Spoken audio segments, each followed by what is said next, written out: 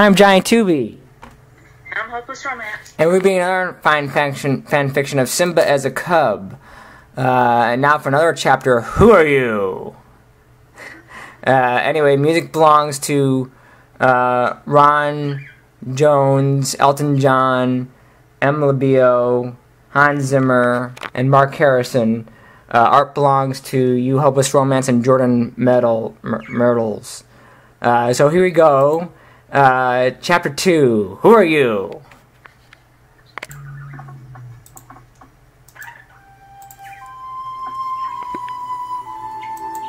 A new beautiful day dawned on the Pride Lands as all the animals were about to start the morning. It was a nice 74 degrees that morning.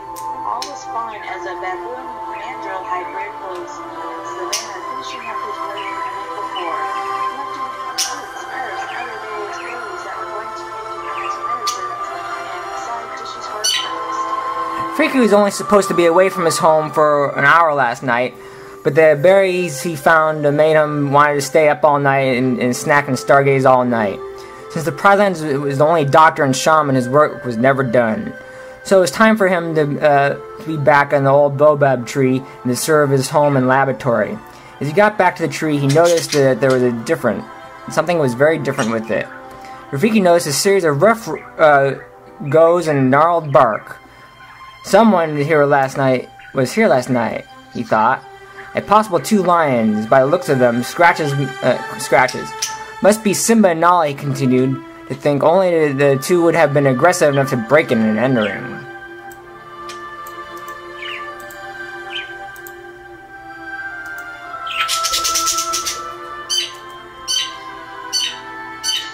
Rafiki decided to clean up what damages they made. The damage wasn't as bad as he feared, but the shadow remained that one of his prized bowls lay in plain sight near the far corner. He then noticed as he was cleaning that he was missing some contents from the bowl. It must have been one of the powders he had rounded up last week. He decided again.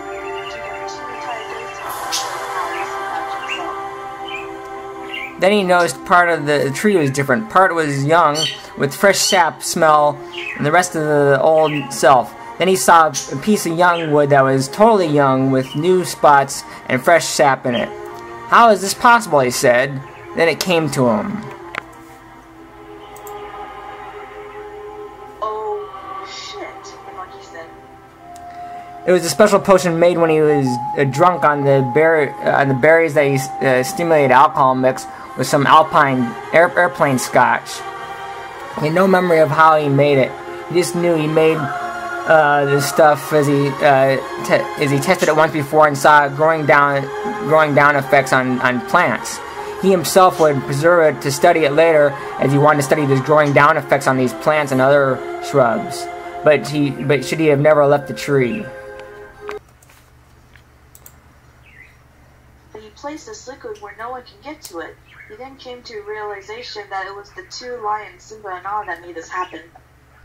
Shoot! Rafiki was saying, grabbed his magical stick and sprinted towards Pride Rock, as he was afraid at this time it was time to work the animals of the horrors of who knows what may have happened. Meanwhile, back at Pride Rock.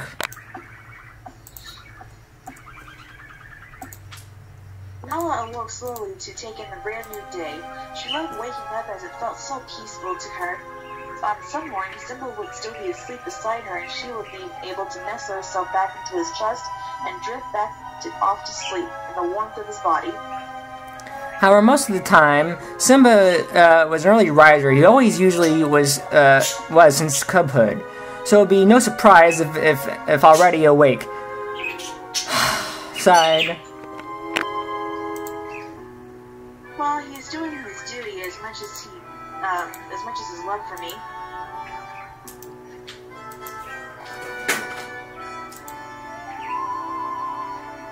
Nala yawned and tried to stretch, but quickly discovered that her front legs were weighed down by something warm and fuzzy. She looked down to see this golden cub with a messy tuft of hair on his head, with black-rimmed ears. He must have fallen asleep during the night, Nala thought to herself. Nala smiled, thinking this must be one of the other lioness cubs that were not from one of her friends. They couldn't have been Me Too's kids because they just started dating. Salters just had twin girls, so it was out. They were out. The Cutslers weren't expecting yet. Yes, this had to be one of the lionesses, the boys whom she didn't know. This cub was very familiar, she said. They gently moved him and all, and decided to fully wake up to greet the day, as she did. She went out to the promontory to see if she could find Simba, but couldn't see him. She couldn't see him at all. Nala sighed. Oh well, I'm sure I'll see him later this evening. What was stuck in her mind that was this cub. As she drew her mind back to reality, she saw the little cub walking to the promontory and watching the sunrise. She just couldn't connect a name to this kid. Who was he, and why does he look familiar?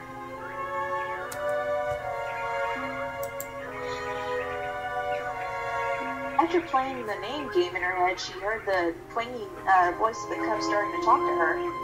You know, I've seen this sunrise a million times, and it still never gets old, he said. Nala nodded as she was trying to figure out who this cub was. He had a kind yet cheeky voice. Could it be one of Alita's boys? No, they're older than this guy. This cub was at least 6 or 7 months old. Of course, I'll probably get bored out of my mind in 10 minutes. The cub continued to interrupt her thought. Guess some things never change, huh? As he turned his head towards Nala and smiled. Yes, Nala answered sheepily. I bet it's Jenna's kid. He's very well spoken. She's a strict mother and will never allow him to leave. Besides, he's too open, Nala continued to think. You remember when you used to spend all morning trying to drag me out before we fell in love with each other to show me this? The cub asked. Why is he talking to me like this and asking me questions, Nala thought. Say what now? And then all of a sudden, I couldn't get enough of it. Now I feel like the sunrise is different, you know? I mean, before it was just meant to be a time to get up, and now I know I'm home, and how I know I come outside to see the pride lands, and the herds, and the grasses, and the watering holes. The cub glanced at Nala and smiled again. It's how I know I get to the corner outside when I see you. Wow, I must be a very good queen or something, Nala thought. But I gotta say, I think the sunset is a lot better, as now his full eye was eye to eye with Nala. It's warm, calming, it's beautiful. And then of course there's the nightlife, he continued. Like last night's fun? Simba raised an eyebrow and looked at her seductively. Okay, why was this cub looking at me like that and talking like this? Nala was starting to get scared. What? Oh, come on, don't tell me you forgot already, he laughed. Gave Nala a playful nudge on the shoulder. I thought we were having fun. Excuse me? Nala was getting more terrified of the words coming out of this cub's mouth. Really? Well, we could fix that right up, Simba said as his suggestive voice. What is he doing? Nala was now frantic. What's that, sweet lips? You want to have sex today? He continued. Oh snap, he's soliciting sex, and no one calls me sweet lips but Simba.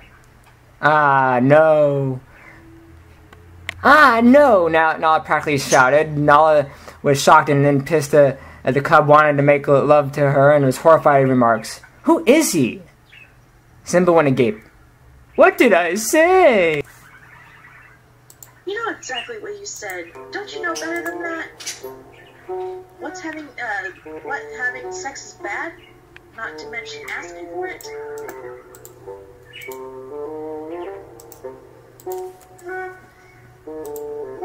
Yes. Since when? Just forget it. Where's your mother? If she's not asleep, getting ready for the hunt this morning, why? I'm going to inform her of what her son has been thinking about doing to the Queen of Pride Rock. The cub rolled his eyes.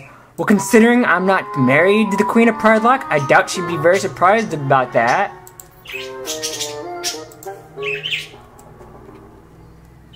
Nala went into total shock. Oh! Yes, Nala, we're married, remember? A big gigantic ceremony with both of ours, Malka's pride and attendance. Your mom was totally plastered and collapsed for having too much human drinks. You were wearing your green, stunning emerald time I gave you on your 6-month birthday and told you I had fun with the rectangle box, awkward human things. Does that ring a bell?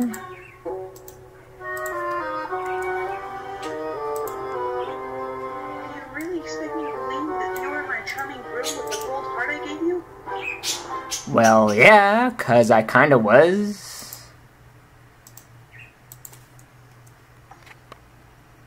I can't believe you. What would possibly make you think we're married? Oh, for Pete's sake! No, this isn't funny. Okay, I'm sorry. Will you stop playing with me? I was thinking. Okay, that's it. I'll eat him or something. Nala went eye to eye with Cub Simba.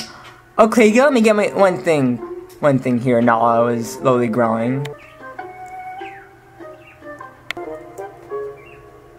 You're going to get it, mister. What does it mean by it?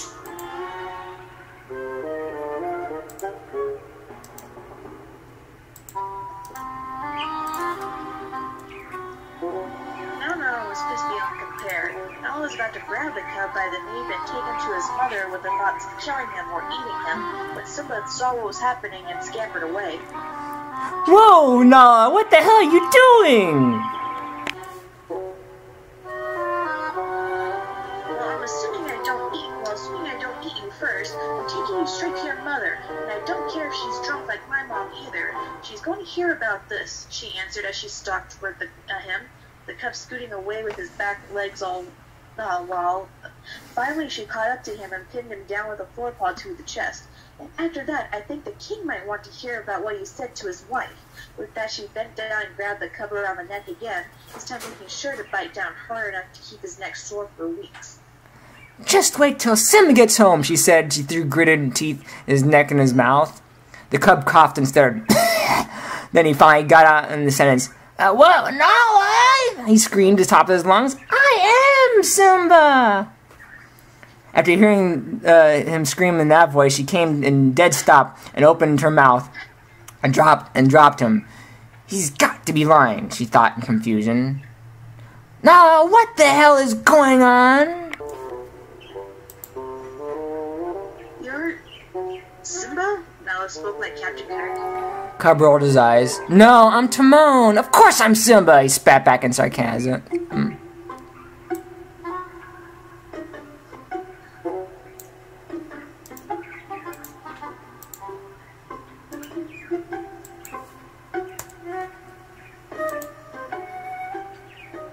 Nala's stomach shrunk in as she was now in fear. How is this possible? He's 6 months old. Maybe I'm losing it. Okay, just calm down for a moment, the beige lioness thought it to herself as she sucked in a deep breath and let out slowly. He might still be lying. Maybe I should test him or something. Yeah, that's a good idea. In the meantime, stop panicking.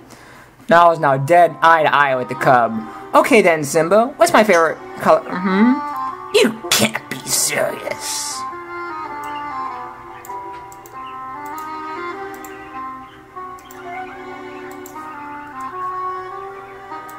Answer the question, Nala stated to a tap of the paw. Red. However, you used to like blue, but the day Tao pushed you in the watering hole and almost drowned you, that's when I saved you. Okay then, what's your grandfather's name? Adai, married to Uru, father of Mufasa and Taka, also known as Scar. You want your side of the family too? Damn it, he's good. No, she interrupted. What's my favorite type of human drink to accompany Impala? Sparkling yellow liquid that comes from a red and silver eagle can. It's the only bitter human drink that you'll touch ever since your mom introduced the stuff to us. You said it has a clean taste compared to others, though you prefer sweet, brownish, sparkling stuff to wake you up. Nala faltered as the cub cocked an eyebrow. Are we done now? Damn, he's good.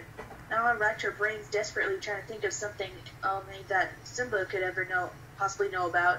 something that he never would have told anyone, and no one but her would have ever found out about. Something that they only shared with each other. She needed something special. She needed something secret. Then she thought for one second and grinned. When we were cubs, you took me to someplace special. There was a song you sang for me when it rained. What was the song? What? The song you sang to me every night before we saw your father die. The cub glanced away deep in thought. Yeah, it was Nala, oh Nala.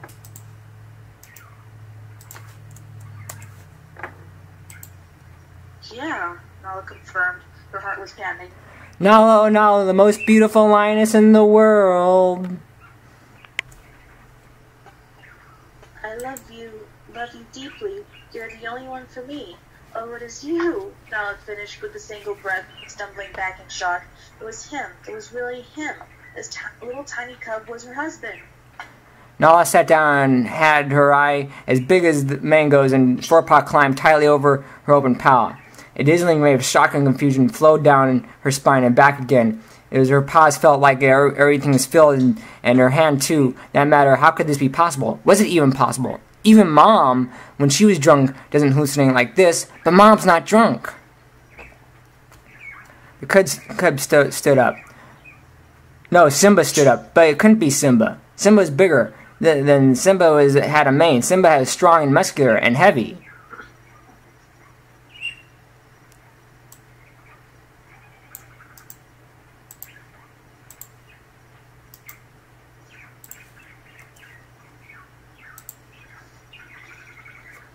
Wait, she had picked him up a second ago with nothing but her teeth. She had picked Simba up for a second, and he wasn't heavy at all. He was light as a feather. Now, what the hell is wrong with you? Simba asked, still annoyed. Why are you acting like this? What happened to you? Suddenly he trailed off as something had just occurred to him. Did you get so tall? He finished when he bewildered the mumble and gapped at the bottom of Nala's chin. When he was several inches above his head, and when he was standing up. Simba, I don't really know how to tell you this, but Nala was stuttering. Oh no! He whispered frankly, rubbing back his neck. Did it fall out? Simba felt around as it was supposed to be.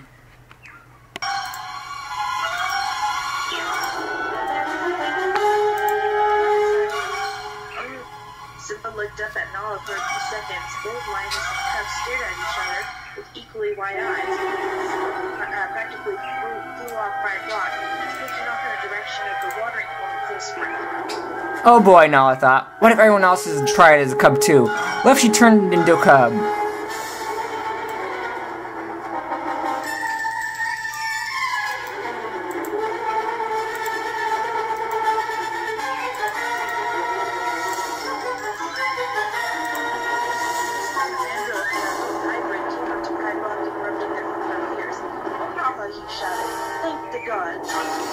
Rafiki, Nala replied. Now Rafiki was here. Rafiki never came to Pride unless someone is sick or dead, possibly giving birth. Oh, please let someone be knocked up.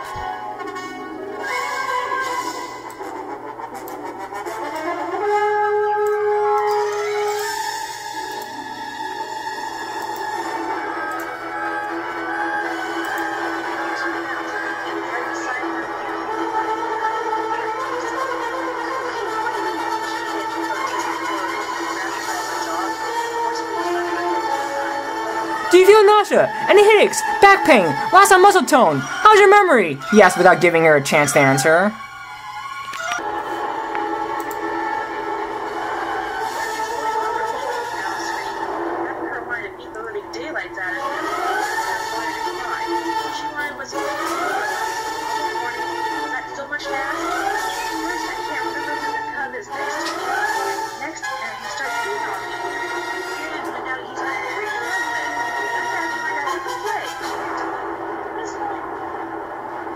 What did you say, Rafiki? You interrupted it? Alarm creeping into his voice. What happened to Simba?